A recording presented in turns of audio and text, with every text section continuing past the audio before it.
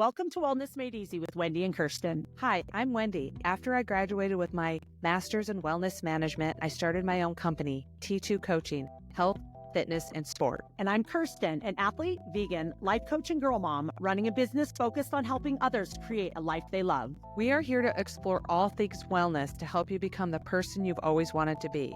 So if that's why you're here, open your ears and your mind as we tackle the world of wellness together. Hey, friends. Hi, Wendy. Hi, Kirsten. How are you? I'm good. How are you doing? I'm doing pretty good. Good. I'm super excited to talk with you today because our topic is one that is very near and dear to my heart. We are going to talk about our word for the year. I love it. I love it. But first, I want to check in. How's your week been? It's been really good. I'm glad the holidays are behind us, and just like most people, ready for a fresh start into the new year. Yeah, we talked a lot about that last week on our podcast. So have you been doing some thinking about anything that's big or on the books for you for this upcoming year? Well, while I was running today with my friends, I had these ideas for my performance goals, like more the fitness performance goals. And, I already talked about how I'm hiring a business coach. So that's definitely kind of like the major goal is to rebuild my business in 2025. So by hiring a business coach, we'll see, I don't want to make too many changes because I want to see how far that takes me. And then just my performance goals is really it up to this point. Right. Well, I'm glad you reminded me that you are hiring a business coach because I think we need to do a whole podcast on some things that you're learning. Oh, that'd be wonderful. Because I feel like you and I both have a lot of people in our lives who run their own business and own their own business and could always use like a refresher. Yeah, absolutely. For sure. I was actually thinking about when I was doing my swim this morning, kind of performance type goals too. And I have only shared this with a couple people, but I think I'm going to do the senior games this year. So I just learned from my friend Scott that you only have to be 50 to be in the senior games. And what does the senior games consist of? Oh my gosh, there's like every sport on the planet. Like they even have like badminton and billiards and like all this stuff. So they have one, they do them in different regions every year. And then you can qualify for nationals. And then good. Like go from there. So they do in Colorado Springs in June, they don't have triathlon. So I'm kind of bummed about that, or cycling, but they have track and swimming. They have the Georgia State Games. And I don't know if every state has their state games, but it sounds like the Georgia State Games. And I think it takes place in September, where they have all these sports. So you pay an entry fee just to be part of the Georgia State Games. And then you pay another small fee depending on what sports you want to do. One year I did a 5K swim. And during that same 5K swim event, you could have done, I think there was like a 3K and a 10K. So basically I would have finished my 5K with about 20 minutes to spare to get ready for the next open water swim event, And that's when I was first heard about the Georgia State Games. And then I looked on the calendar and it's like for the whole month. Right. So it sounds very similar. That's kind of cool. Yeah. So I think I was just looking at, they do have a road race, like a 5K, a 10K, a 1 mile for the track. And then for the pool, they don't have it didn't show an open water.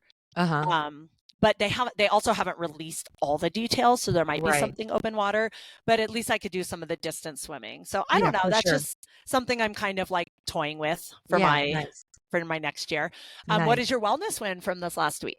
Just over the holidays, lots of napping, relaxation, kind of letting my body recharge. I did my one epic annual Christmas Eve 100 swim, but I'm not going crazy with trying to fit in as much training as I can the last 2 weeks of the year, which I've done in the past. Right. So I think that's a big win for me, is to say, balance the recovery part and the relaxing part the last couple weeks of the year. And so you can start the new year a little bit more refreshed rather than exhausted. Right. Yeah, that's a huge win, because I do that too. I try to cram a lot of stuff into, like, if I don't have to work as much and I have more time, I'm like, oh, well, I'll just like cram in a bunch of extra stuff that I need to do instead of rest. Right. So that's a great win. I was also trying to think of my wellness win when I was swimming this morning. And I think mine has to do with, since we just did get through the holidays, more better boundaries, I guess, that I've set in the past with, Nice. I always have family in town and I want to spend as much time with them as possible.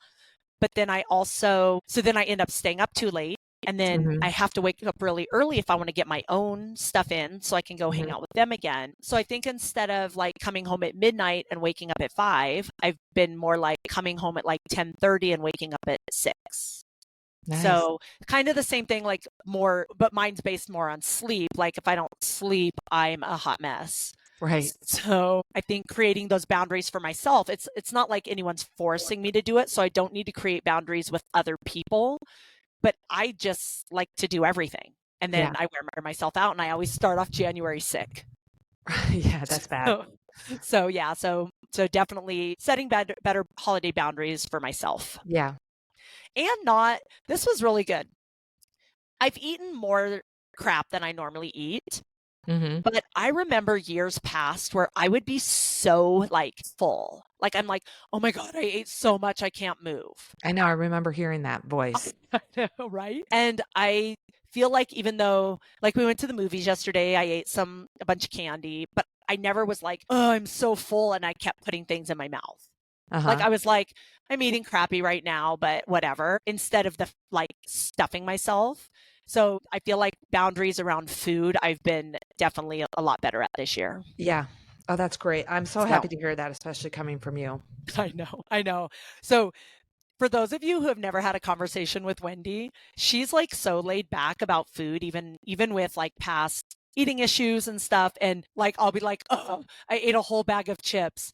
And Wendy would be like, where did you get the bag of chips? I'm like, I hate you. But it's so good because it makes me think like, why did I buy the bag of chips if I know I'm going to eat the bag of chips? So it's like, I always hear Wendy's voice when I do something that I'm like, oh, why did I do that? I'm like, Wendy would be like, why did you bring the whole bag of candy into the movie theater? Exactly. You have you power. Make that happen. You have the power to buy a small bag or a big bag of whatever you're buying, to eat the whole thing or not to eat the whole thing. It's your choice. It's your control more than anything. I know. I hear Wendy's voice, but why did you do that? So that always makes me laugh thinking of you doing that. All right. Anything else, wellness or anything related before we go into our topic of the week? No, again, nothing expansive, nothing exciting, nothing really new. It's all expansive and exciting and new. Just kind of thinking of, even though on the last podcast, I set goals and intentions and, actions every day, there is something about the new year that makes it a little bit different than the everyday goal and intention. Yeah. Good. I agree. I agree. All right. So our topic of the week, we are going to talk a little bit today about exactly what Wendy just said, like setting an intention for the year. And I like to do that with a word. So I've been doing this. I was thinking about it while I was swimming this morning. I do all my thinking while I swim because it's the only time in my whole day that I don't have a lot of sound like coming into my head. Yeah. Because it's so quiet with the water. I don't listen to music. I just watch that black line and it kind of is my meditation. So when I'm swimming, that's when I do my best thinking and come up with a bunch of ideas. So I was thinking, I've been picking a word. I think this is my 15th year. I think I've done it for 14 years. I've only kept track. So I started a note in my phone about my words of the year. I've only been keeping track for, I think, the last 10 years. Okay. So I have 10 words of the year. It's a lot different now than when I started. When I started, I was super into building a business and making money and having recognition and getting ahead. So my words were like action words. Like productivity and efficiency and more like oriented words, like to reach my goals and to be better and to grow, progression, stuff like that. And over the years, so when I was in the middle of that, when I found out I was pregnant, having a child, then my words were more like trust, open. Like I have to trust that everything's going to be okay. I'm going to be open to what is coming. So then it kind of changed to that. And then the last couple of years, it's been more of what I want my life to feel like in 5 years, 10 years, or like just Right. working toward kind of like, feel like my goal in life is peace of mind. So I want to just ultimately like feel calm and peaceful about all my decisions and everything I do in life. So this past year, 2024, my word was love. And that encompassed every area of my life. I really wanted to hone in on making sure I'm always doing things I love. And then I also wanted to focus on loving the people around me and showing them and telling them how much I love them. And then ultimately, it all comes back to loving myself unconditionally, which is always a work in progress. But that's kind of what I was putting out there with love. So did you have a word from this past year? Transformation was my word. Ooh. I don't always set words of the years. Again, I couldn't tell you what my word of the year has been in the past, but transformation was definitely the word of the year in 2024. And that had to do with overcoming my broken patella from March of 2023. So I went through a transformation that in 2023 that I really didn't recognize was happening. I didn't really have a word of 2023, but I had a transformation in 2023. And as I was kind of restarting my fitness and performance in 2024, then that just kind of transitioned that word transition Right. into 2024, transition from one level to the next, like T2 coaching. T2 is the second transition in triathlon. I help people get from the level they're at to the next level. That could be from jumping from a sprint distance to an Ironman distance, or if you're already doing those longer distance, you want to get faster in an Ironman and not just complete an Ironman to finish. So whatever level you're at, I help you get to the next level. It could be from a health standpoint. You could have diabetes and you want to get off your diabetes medication. You can have high blood pressure, high cholesterol, or something that you just want to get healthy again because you need health to build fitness. You need fitness to perform in your sport. And so I had never taken so much time off of my sport that I felt like I was starting over, almost like a couch two type of athlete, but yet I have so much experience. My couch two performances, I did really well because of my background, but I really did want to transform my body and mind from 2023 into 2024. I wanted to get healthy, build my fitness so I can perform in my sport again, and that'll take place in 2025. So my word of the year in 2025, I came up with this, I believe it was during my 10,000 New Year's Eve swim. It's all during the swim. Was adaptability. And I am very adaptable. I've always been adaptable. And so I don't know if that's quite going to stick to be my word of the year, but right now that was the first thing that came to mind was adaptability. Oh, I like that. And I always try to, and I don't know what you do, Wendy, but I always try to pick a word, and it sounds like you too, because you had talked about your coaching business and yourself and your athletes you coach. But I always try to pick a word that that kind of applies to every area of my life. So not only does it apply to a specific situation, but it could apply to everything: finances, relationships, all the other areas outside of just my personal life or my sport. So my word and so with love last year, I thought of this when I was swimming too, is I actually started like kind of dating again, which like for those of you who don't know me, I was in a relationship with my daughter's dad, and that ended in 2020, and I hadn't dated since. So it was like been a very long time, and I decided to be open to that. And so that kind of goes along with the love thing. I don't know if anything will stick. I don't know if it's really what I want. I kind of like being by myself a lot. Yeah. But anyway, that was another aspect of thinking of like, okay, how does this word apply to all the areas of my life? So my word this year is alignment. And I'm really excited about this word because I feel like, and I actually coach this with my life coaching clients. When you live in alignment with who you truly are, and you set your priorities in alignment and to align with what you truly want, decision making becomes very easy. And so this year I want to just figure out exactly who I am and what I want in all the areas of my life. And then take that knowledge to make sure everything I do and everything I am and every person I have in my life and every job I say yes to and every opportunity I say yes to aligns with who I am as a human, as Kirsten, and what I want for my future. So I think I'm honing in. Like I always tell people, like I'm in the second half of my life. Things are different. My priorities are a lot different. And I want to make sure that I live these last 50 years of my life in love with my life and in love with who I am. That sounds fantastic. I love the alignment part of it. I understand that what you're talking about. Yeah. So I kind of like throughout the year. So if you guys are struggling with like a word, I don't even know where to start. What I do is throughout the year, if I'm listening to a podcast or a book or something like that, and a word resonates with me, even if I have no idea why. If a word resonates me, I have a note in my phone that says word of the year. And I just put that word down. So there might be a word in like August. I think of a word or I hear a word and I just put it down. And then when it comes to like November, I'll look through all those words and I'll pick a handful of them that still resonate. Mm-hmm. And then if I can't decide, I start looking up the meaning of the word. So like I'll go to the dictionary, like on my phone, of course, and I'll look up the word, like what does it mean?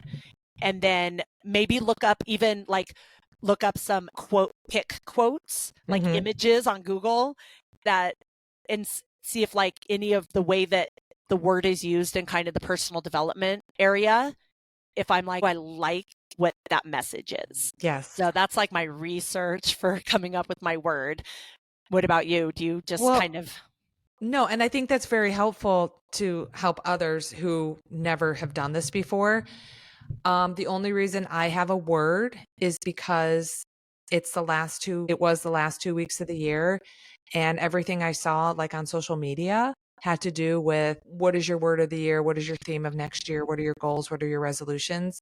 We talked about talking about a word of the year. Mm-hmm. And so that's the only reason how I came up with adaptability, because I was doing a video after my Christmas Eve swim and that just came to me. So when stuff comes to me, I run with it. Right. I don't really, I think what you do and you write down words and you look through them and you look up meanings, I think that's fantastic. For me, it just happens. I don't really think about it other than if it comes to me, I go with it. And adaptability is what came to me that day. And I really liked it. And it really resonated with me. And I have a feeling that that's going to evolve. Right. Yeah, 100%. Like, again, having a word of the year keeps you motivated, keeps you centered, keeps you focused. And there's not anything wrong with changing that. Right. Right. Being adaptable. Right. Yeah. Well, and it's funny because my process and your process, like I feel like is so characteristic of each of us. Yes. Like you are more of a fly by the seat of your pants. Spontaneous, and that works for you. Mm-hmm. And you are so adaptable. So it's going to be really interesting to see throughout the year how that works in all the areas of your life and how it even makes you grow more as a person. Mm-hmm. And I'm more like methodical and routine and structured. Right. Yeah. And so for me to like write down 10 words and then narrow it down to 5 words and do some research on those 5 words and narrow it down to 3 words. And then at the end, I do sit more with what feels like, if I have a few words that I'm kind of thinking about, I'll kind of try them out and see what feels best for me. But ultimately, I pick the word that excites me the most, because I feel like people, and I'm sure people say this to you all the time, Wendy, I wish I was as disciplined as you. I wish I was as motivated as you, because you and I are people who we just go out and do things. Mm-hmm. And so people think that has to do with discipline or motivation, but I don't believe that. I feel like it has to do with how excited you are about something. Yeah. And definitely. So if I pick a word that excites me, then I'm going to find ways to make that happen. And like you said, like, when you went on the internet and when you're thinking about your word and all you see is people like, what's your intention? What's your word? What's your word? When you pick a word, you're going to start seeing that word everywhere. And you're going to start seeing how it relates to you. It reminds me of like if you go to like a tarot card reader or a psychic or something and they mention something and you're like, oh yes, I know how that applies to me. Yeah. Because you find where that where it resonates with you to get you the most excited about life. Exactly. And I think that's why, this word that I chose, adaptability, resonates with me. It makes me excited. I love that word because I'm always telling athletes, you got to adapt to the current, you got to adapt to what the life brings you that day. If you can't go for a run, but you can go for a swim, adapt your schedule. So I think as a coach, I'm kind of always using that word adapt. And so that was kind of fresh on my mind. And again, I'm going to adapt to a new word if a new word excites me. Right. And with like, I coach athletes too, but I also do a lot of like create your life coaching, helping people get out of a job they hate or helping people get into a business they love. And so if I can make sure that everything I do is aligning with my life, who I am, aligns with all my things, I can help other people align with their truest passions, intentions, who they are as a human. Right. So I think, we have good words. Yeah. So this is what I was going to do. I didn't tell you this, so I don't even know what you're going to think of this, but I have this deck of cards and I didn't get it ready because I kind of forgot I was going to do this.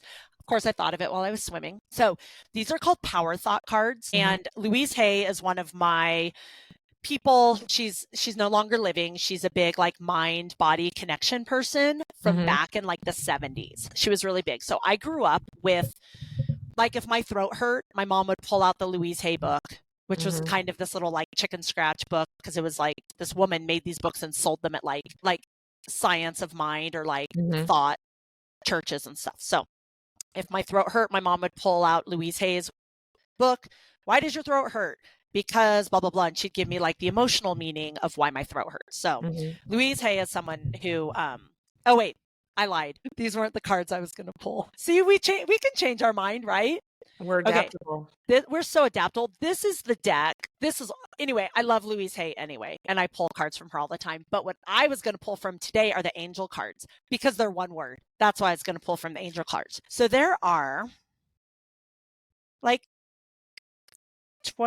72 cards with 72 different words. I was going to pull a word of the year for you and I, Wendy, for our podcast.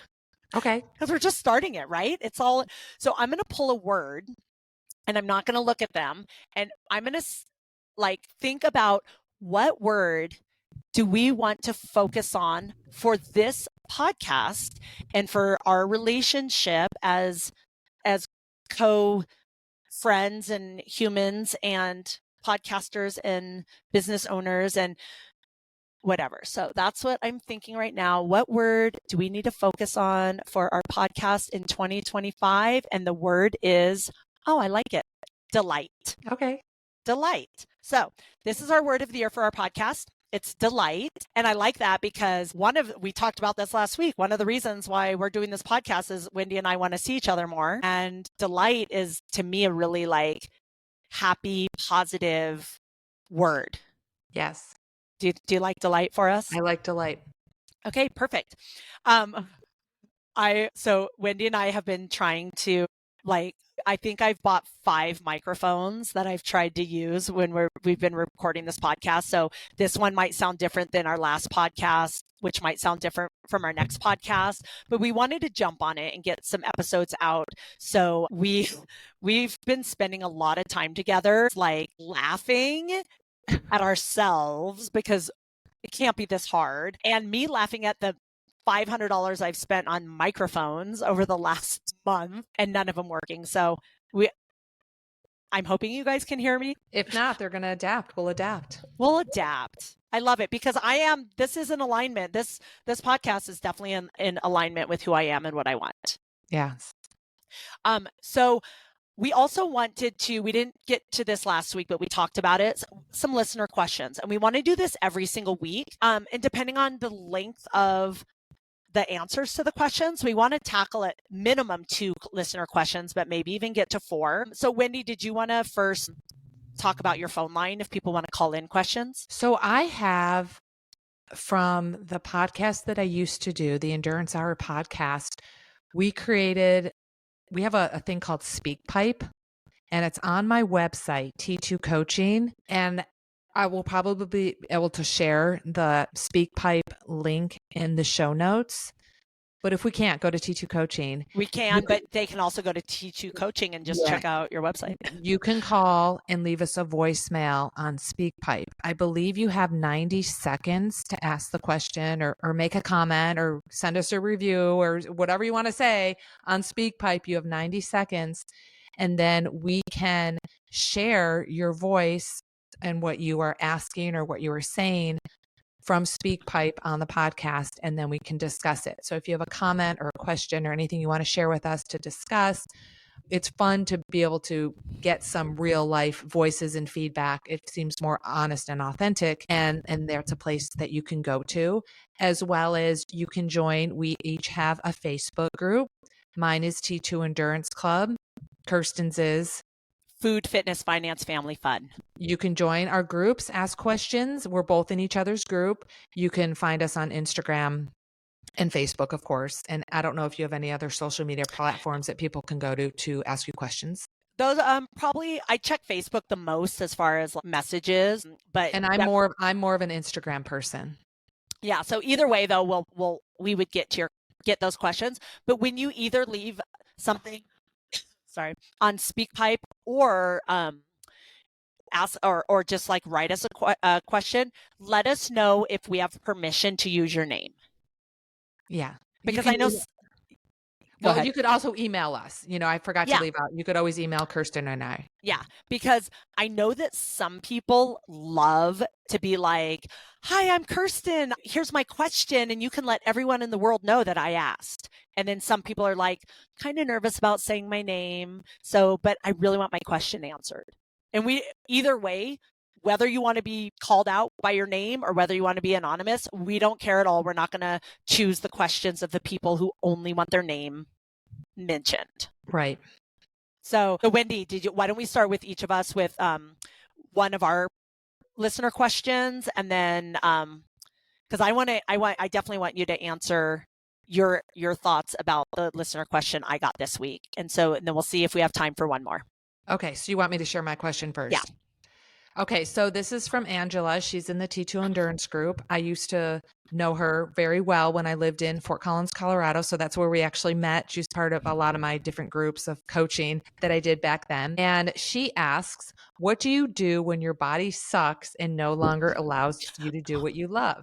That's where I'm at. And it's absolutely sucks, but I'm on the side of the ground. I can still do some things, and I follow my mom's advice to look at what I can do rather than what I can't do. Regardless of whether or not that's a topic you talk about, I love to listen to your podcast. And I really wanted to say that because I know Angela recently joined the T2 Endurance group because she started listening to the Endurance Hour podcast, and then we ended those podcasts. So definitely your mom's advice is great. I was just gonna, that's what I wanted. That was the first thing I wanted to say is like, Angela, listen to your mama. Yes. Because that's great advice. That's great advice. And again, from someone who recently went through a big setback, the biggest setback I've had based on my health, fitness, and sport. The day I broke my patella and found out I needed surgery, and it took 9 days to get that surgery scheduled, and it wasn't healing until I felt like I wasted 9 days of my life because my knee wasn't healing. But the day I got surgery, I woke up, I was bawling because I couldn't walk. But I was so happy at the same time because that was the first day that my recovery was going to start. And I knew from all my experiences in life, just focus on what you can do, not what you can't. And I kept telling myself that and telling myself that this is temporary. I had no idea how I would come out of this or if I'd ever really be able to run much ever again. I had no idea. And at the same time, at that point, it didn't matter because I could still lift weights. So I was doing bands while I was lying on the couch. And then my husband or my mother would take me to the fitness and I could do some upper body stuff while I was on crutches. Even though it was only like a 20-minute routine, I just needed to move my muscles because I was I had more aches and pains from lying on the couch than not lying on the couch. And then 3 or 4 weeks later, I was crutching around a quarter mile, half mile. I built up to crutching a mile. It took me 40 minutes. I was inspiring people along the way, and I wasn't even trying to. I'm like, who's going to inspire me? I don't care about you. I want someone to inspire me. And, again, having that attitude of focusing what you can do, you'll find something you love to do. By the end of, I think by the end of 2023, while I was getting more and more involved with upper body strength training, I went from doing 1 pull-up to doing 10 pull-ups. Pre-surgery, I was doing 1, barely 2, to doing 10. I could do the monkey bars. I could never do the monkey bars, and I was doing the monkey bars. So it was really exciting to feel and see the benefits of all that upper body strength training that I was able to do while I couldn't run or do much of anything. Yeah, that is, and you're right. You don't know who you inspire. You're just trying to get through the best way you know how. And the fact that you shared that with all of us, you're inspiring people. Yes. So I'm always telling people, if you have a setback, if you have something going on, even if it's not a setback, like getting pregnant, that's not a setback. You're about to have a baby. That's amazing. But your body isn't going to be doing the same things at 9 months pregnant as it did at 0 months pregnant. So, sharing with people, I think that's why I love social media so much, is I can see people's journeys and what they've overcome. And then when I have a setback, I think of all those other people who have also had setbacks, and we have a connection and we can help each other get through the harder times. Right. And I had, it wasn't as bad as a broken patella. I remember when I heard about that, Wendy, I was like, oh my God, Wendy is if you guys don't know her, she's a phenomenal athlete, triathlete, but especially runner. And like a patella, that's a pretty major thing when you're a runner. So I've been watching every step of the way, and I'm really proud of you, how you've dealt with it. I had spinal surgery last December, so a year ago. And my first month, I couldn't bend over, I couldn't twist, I couldn't lift more than 5 pounds. And I had a 5-year-old child and 2 dogs that they're not giant, but they're like 16 pounds for the first month. And then the second month, I couldn't lift more than 10 pounds. And I couldn't even start swimming, which is usually my go-to when I'm injured, or biking. I could sit on a bike indoors, and I couldn't run or swim for, swimming was 10 weeks, running was 16 weeks out. So I spent a lot of time working on kind of my mental game, because I felt like I couldn't do anything physically. I couldn't even lift more than 5 pounds for 4 weeks. And so I was working on my mental life, journaling and listening to books and listening to podcasts and trying to figure out, I knew I'd recover. It was a surgery that had a 100% recovery rate pretty much, right. But it was on my spine. So I was really restricted for a long time, but I did think, I was like, oh, what if I couldn't be an athlete anymore? Like, who would I be? What would I be? And I think one of the things I learned most was how to be transparent and open up to other people more. Because I used to be like, I just want people to see all the good things, or all the toughness I have, or all the accomplishments I've done, instead of me struggling with things. And so that allowed me to be a little more vulnerable and a little more transparent about my struggles, not only physically, but emotionally, and other areas of my life where I do struggle a lot. Because people usually see me when I'm doing I crushed a 5K or whatever. Right. So one thing that I liked, and Wendy does this too, whenever we've had a surgery or an injury or setback, when we come back, we always have a PR of some, a post-surgery PR or a post-pregnancy PR, or I don't compare my best times as a mom in an Ironman as before I was a mom and I had nothing else going on in my life besides training.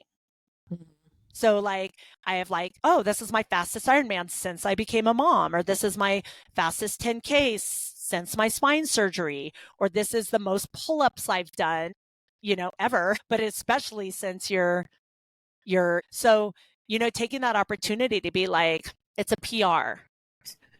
Yeah. Well, speaking of PRs, just to throw this out there, when I turned 40, I started setting PRs in every age group. So Yeah. when I turned 45, I was able to do PRs in the 45 to 49 age Yeah. group. When I turned 50, and I'm 51 now, I'm setting PRs in the 50 to 54 age group. Yeah.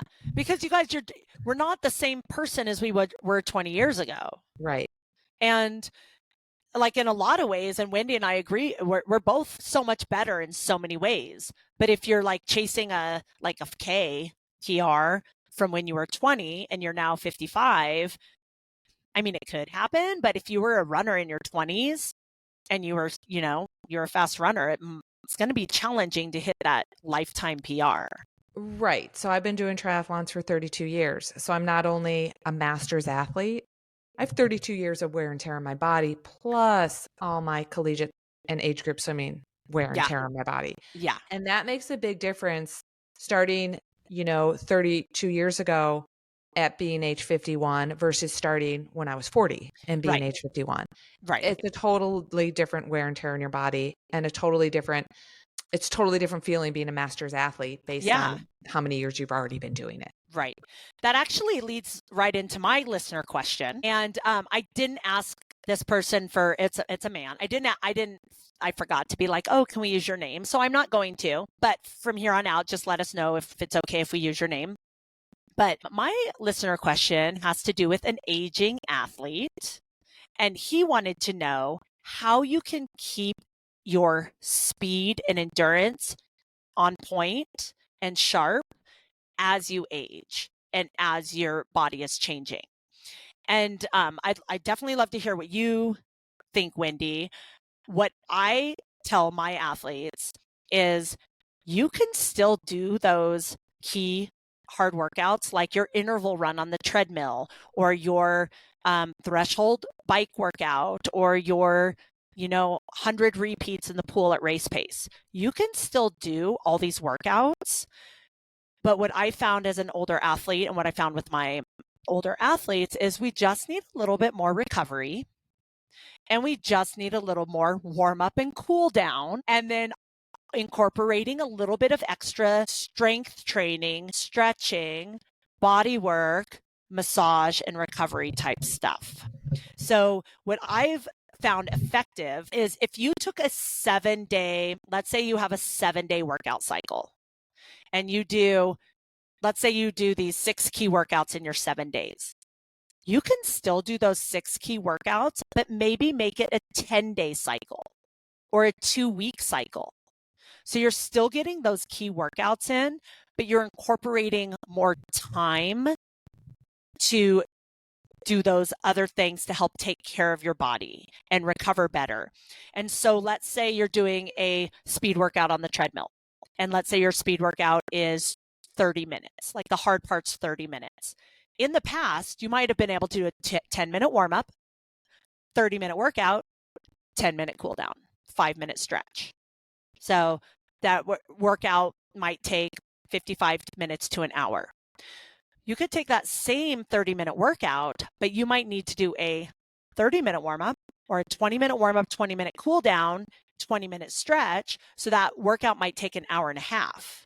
So it's going to take more time. So instead of doing all those workouts in a 5 or 7 day cycle, you could do it in like a 10 or 14-day cycle and still get that same intensity, just adding the other stuff to take care of your body. What would you say, Wendy? So yes, I agree with you. As we age, you do need more recovery. I heard that in my 20s and 30s and 40s. I felt it. I probably felt some changes in the 45 age group, definitely as I got older. One of my goals when I turned 50 was to be in the best shape of my life. And how I defined that was breaking 20 minutes in a 5K, as well as setting like a personal best in like a 50K, 50 miler, 100 miler. I wanted to be strong and fast, and I wanted to be able to go the distance, as well as do an Ironman and a 100 miler in the same year. Like that was my definition of what that meant to me, be the fittest of my life at age 50. Unfortunately, I broke my patella at age 50. And so that didn't happen. But what I'm trying to say is I still think I could break 20 minutes. Like I broke 20 minutes when I was 49. Basically 49 was probably the fittest by my definition, close to that definition I was, because I did Ironman, I did a 74-mile trail race, and I broke 20 minutes in a 5K at age 49. Then that was going to carry that momentum at age 50. So my answer to that question is you can still go long and still go fast. You have to believe you can. I still believe post patella, my goal this year was to run in 2024. My goal was to see if I could break 21 minutes in a 5K. I did it, but I didn't do it in a real event. I did it on my own, and I did it on a downhill course.